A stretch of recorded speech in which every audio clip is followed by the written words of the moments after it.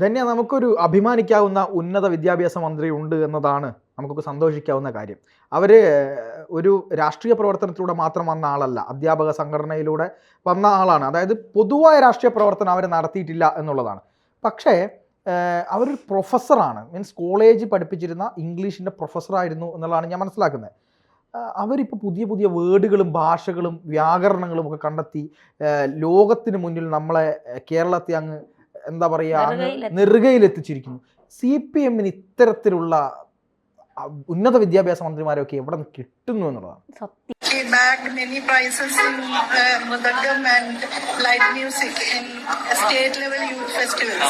അത് ചോദിക്കാതിരിക്കാൻ പറ്റില്ല എന്നുള്ളതാണ്. ഇപ്പോൾ നമ്മൾ ആദ്യം ഒരു വീഡിയോ കാണിച്ചു, 5 ഭാഷകളിൽ പാടിയ, നാഷണൽ അവാർഡ് അടക്കം കിട്ടിയ, വിവിധ സംസ്ഥാനങ്ങളിൽ നിന്ന് പലതരത്തിലുള്ള അവാർഡുകൾ വാങ്ങിയ, വ്യത്യസ്ത ഗാന ആലാപന ശൈലി കൊണ്ട് ആളുകളുടെ ഹൃദയം കവർന്ന, ഇനി ഏത് പ്രായത്തിലുള്ള ഏത് ന്യൂജൻ ആളുകൾ വന്നാലും അവരുടെയൊക്കെ രീതിക്കനുസരിച്ച് തൻ്റെ വോയിസ് മാറ്റി പാടാൻ കഴിവുള്ള മഹാഗായകൻ P. ജയചന്ദ്രൻ, ഭാവഗായകൻ.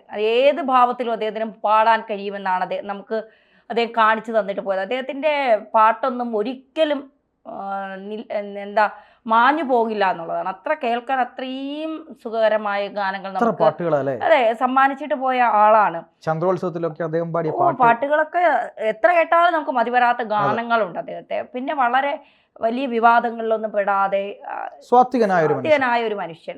അദ്ദേഹത്തിൻ്റെതായ പാതയിൽ നല്ലതായി ജീവിച്ച് പാടി ജനങ്ങൾക്ക് തരേണ്ട ഗാനങ്ങൾ, അതിമനോഹരമായ ഗാനങ്ങൾ സമ്മാനിച്ചു പോയപ്പോൾ അദ്ദേഹത്തെ നമ്മുടെ ഉന്നത വിദ്യാഭ്യാസ മന്ത്രി ബിന്ദു ചേച്ചി ഒന്ന് അനുസ്മരിച്ചു.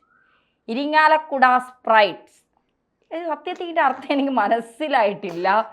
എന്താണ് ബിന്ദു ചേച്ചി ഉദ്ദേശിച്ചതെന്ന് എനിക്ക് മനസ്സിലായി. നേരത്തെ പിന്നെ ഈ ഭാരം മുഴുവൻ തലയിലാണ് എന്ന് പറഞ്ഞ് ആളുകളെ നാറ്റിച്ച ഒരു വിദ്യാഭ്യാസ മന്ത്രിയാണ്.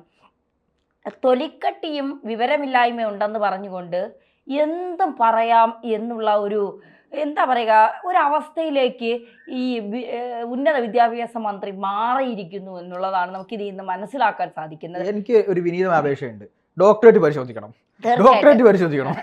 എങ്ങനെ ഡോക്ടറേറ്റ് കിട്ടി? Doctor R Bindu. അതെ, തീർച്ചയായിട്ടും. കാരണം ലിറ്ററേച്ചറിലാണെന്ന് തോന്നുന്നു അവർ ഡോക്ടറേറ്റ് എടുത്തതെന്ന് എനിക്ക് തോന്നുന്നു. അല്ലെങ്കിൽ ക്ഷമിക്കുക, ഇംഗ്ലീഷിലാണോ എന്ന് എനിക്ക് സംശയം. ഇംഗ്ലീഷ് അധ്യാപികയായിരുന്നു അവർ. ഇംഗ്ലീഷ് ലിറ്ററേച്ചറിലാണോ എന്ന് സംശയം. അധ്യാപികയായി ഇവരെങ്ങനെയാണ്? അധ്യാപിക മാത്രമല്ല, പ്രൊഫസറായിരുന്നു. വിജയരാഘവന്റെ ഭാര്യയാണ്. We will definitely make useful. These experiences were very much enriching for us. ഇവരെങ്ങനെയാണ് ഈ ഉന്നത വിദ്യാഭ്യാസ മന്ത്രി ആയത്? ഇതാണ് പിൻവാതിൽ നിയമനം എന്ന് പറയുന്നത് അല്ലേ? ഇതാണ് പിൻവാതിൽ നിയമനം. ഇതാണ് കാരണം പഠിച്ചു പാസ്സായി ആളുകൾ ഇപ്പോൾ ഒരു പിയൂണ് പോലും നല്ല രീതിയിൽ ഇംഗ്ലീഷ് പറയും. ഇപ്പോൾ വിദേശത്തൊക്കെ ഇപ്പോൾ എല്ലാവർക്കും ഇംഗ്ലീഷ് അറിയണം. ഇംഗ്ലീഷിൽ എനിക്കൊന്നും ചിലപ്പോൾ ഒരു 2-3 സെൻറ്റൻസിൽ കൂടുതലൊന്നും ചിലപ്പോൾ എനിക്ക് സംസാരിക്കാനൊന്നും പറ്റിയതില്ല. നമ്മൾ അറിവില്ലായ്മ എന്ന് തന്നെ പറയണം. ഞാൻ മലയാളത്തിൽ PG എടുത്ത ഒരാളാണ് എന്ന് പറഞ്ഞിട്ട് ഇംഗ്ലീഷ് പഠിച്ചില്ലേ എന്ന് ചോദിക്കും. അറിയാം, നമുക്ക് ചിലപ്പോൾ കേൾക്കാൻ മനസ്സിലാവും, ചില വേർഡുകൾ കേട്ടാൽ മനസ്സിലാവില്ല. അറിയാത്ത ഭാഷ അറിയില്ല എന്ന് തന്നെ പറഞ്ഞു പോകുന്നതിനോടാണ് എനിക്ക് യോജിപ്പ്. ഇനി പഠിക്കാൻ ആഗ്രഹമുണ്ട് എങ്കിൽ തീർച്ചയായിട്ടും അത് പഠിച്ചു പോകണം. ഇതിനിടയിൽ ഒരു ചെറിയ കാര്യം പറയട്ടെ, ഇവിടെയാണ് നമ്മൾ ആറാട്ടണ്ണനെ ബഹുമാനിക്കേണ്ടത്. കാരണം ആറാട്ടണ്ണൻ ഒരുപാട് ആളുകൾ പരിഹസിക്കുമ്പോഴും അദ്ദേഹം ഡോക്ടറേറ്റ് എടുത്തുകൊണ്ടിരിക്കുന്ന, ഡോക്ടറേറ്റിന് വേണ്ടി ശ്രമിച്ചുകൊണ്ടിരിക്കുന്ന ഒരാളാണ് അദ്ദേഹം. ഈ പറയുന്ന പോലെ ബിരുദങ്ങൾ ഒരുപാടുള്ള ആളാണ്. എനിക്ക് തോന്നുന്നു ഒരു വിഷയത്തിൽ അദ്ദേഹത്തിന് ഡോക്ടറേറ്റ് ഉണ്ട് എന്നാണ് ഞാൻ മനസ്സിലാക്കുന്നത്. അദ്ദേഹത്തിൻ്റെ ഇംഗ്ലീഷ് പ്രൊണൗൺസിയേഷൻ, ഇംഗ്ലീഷ് പറയുന്നത് കേട്ടിട്ട് ഞാനടക്കം ഞെട്ടിപ്പോയിട്ടുണ്ട്. കാരണം ഇത്രയ്ക്ക് വിദ്യാഭ്യാസമുള്ള ഒരു വ്യക്തി എങ്ങനെയാണ് ഇങ്ങനെ അപഹസിക്കപ്പെടുന്നത് ചിന്തിച്ചിട്ടുണ്ട്. അത് അദ്ദേഹത്തിൻ്റെ ചില കാര്യങ്ങൾ കൊണ്ടാണ്. പക്ഷേ ഇവിടെ ഡോക്ടറേറ്റ് ഉള്ള ഒരാളുടെ പെരുമാറ്റവും ഡോക്ടറേറ്റ് ഉണ്ട് എന്ന് പറയപ്പെടുന്ന പരിഹസിക്കപ്പെടുന്ന ഒരു വ്യക്തിയുടെ പ്രൊണൗൺസിയേഷൻ നമ്മൾ വെച്ച് നോക്കുമ്പോൾ ആറാട്ടണ്ണനെ പിടിച്ച് മന്ത്രിയാക്കിയാൽ ചിന്തിക്കേണ്ടിയിരിക്കുന്നു. ഗൗരവത്തിൽ അത് നന്നായി കൈകാര്യം ചെയ്യും. അല്ലെങ്കിൽ വലിയ LKG UKG പഠിക്കുന്ന പിള്ളേർ വരെ ഇപ്പോൾ ഇംഗ്ലീഷിൽ ബ്ലാ ബ്ലാ ഇംഗ്ലീഷൊക്കെ പറയുന്നതായിട്ട് നമ്മൾ തന്നെ അന്തിച്ച് നിന്നു പോകും. കാരണം ഈ ചെറുപ്രായത്തിൽ എല്ലാം അറിഞ്ഞിട്ടല്ല വാർത്ത എല്ലാവരും എല്ലാം ചെയ്യുന്നത്. പക്ഷേ ഒരു കാര്യത്തിൽ നമ്മൾ പിന്നെ ഒരു ഇംഗ്ലീഷിലൊരു അധ്യാപികയായിരുന്ന പ്രൊഫസറായിരുന്ന ഒരാൾ സംസാരിക്കുന്ന രീതിയാണ്, അത് ഉന്നത വിദ്യാഭ്യാസ രംഗമാണ് അവർക്ക് കൈകാര്യം ചെയ്യാൻ കൊടുത്തിരിക്കുന്നത്.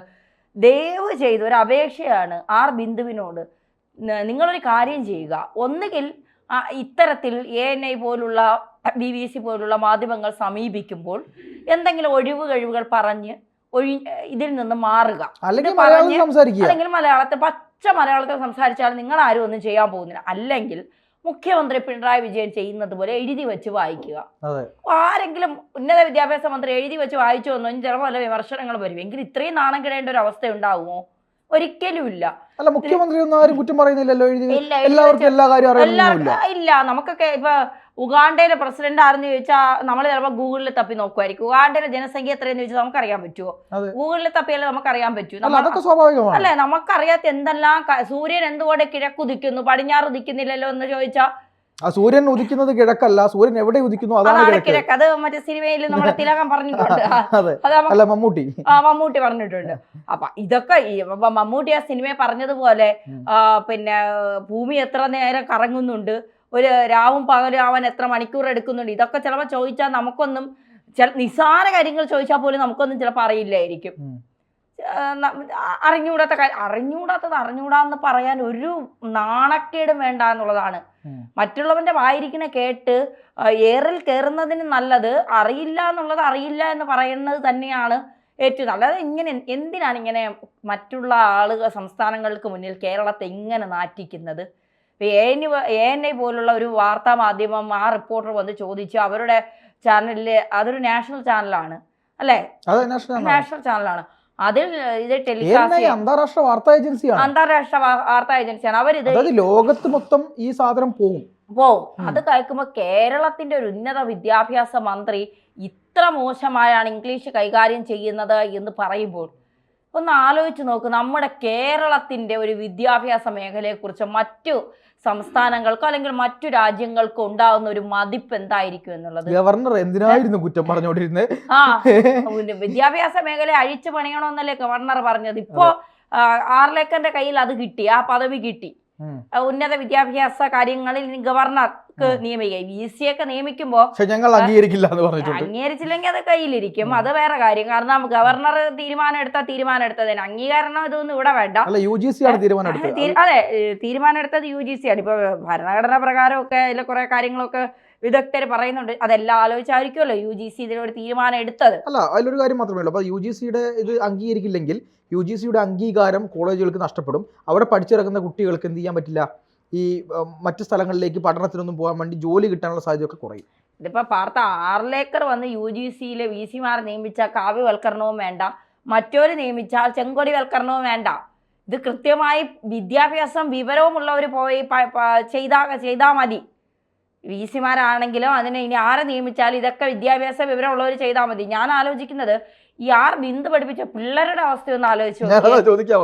എന്താ ഈ പിള്ളേര് ഈ കുട്ടികളൊക്കെ ഈ ഇംഗ്ലീഷ് അവിടെ ചിലപ്പോൾ എഴുതി വെച്ച് പഠിപ്പിക്കുന്നത് കൊണ്ട് കുഴപ്പമില്ലായിരിക്കും. പക്ഷെ നാട്ടുകാരുടെ മുന്നിൽ വന്ന ഒരു ഉന്നത വിദ്യാഭ്യാസ മന്ത്രി വന്നു നിന്ന് ഇത്രയും പോഴത്തരവും പൊട്ടത്തരവും പറയുമ്പോൾ അത് കേരളത്തെ കൂടെ നാണം കെടുത്താനുള്ള പിന്നെ അതിയായ ശ്രമമാണ്. ഇനി ഒരിക്കലും LDF വരരുത്. വന്നാൽ എന്നെ ഒരൊറ്റ മനുഷ്യൻ ഉന്നത വിദ്യാഭ്യാസ മന്ത്രി ആക്കരുത്.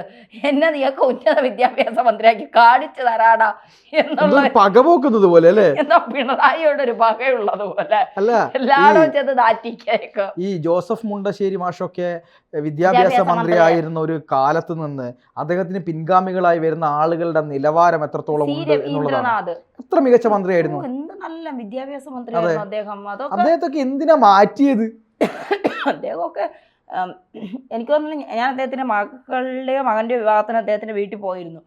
ഞാൻ ആ സമയത്ത് മംഗളത്തിന്റെ റിപ്പോർട്ടറായിരുന്നു. പക്ഷെ വിവരമുള്ളവരെ വിദ്യാഭ്യാസ മന്ത്രി ആക്കില്ല, വിവരമില്ലാത്തവരാക്കിയാലല്ലേ കൈയിട്ട് വാരാൻ പറ്റൂ. പറയണത് മനസ്സിലാക്കാൻ കഴിവുള്ളടത്ത് കൈയിട്ട് വാരല് നടക്കില്ല. അല്ല, ശിവൻകുട്ടി ഇതിനേക്കാൾ മാന്യനാണ്.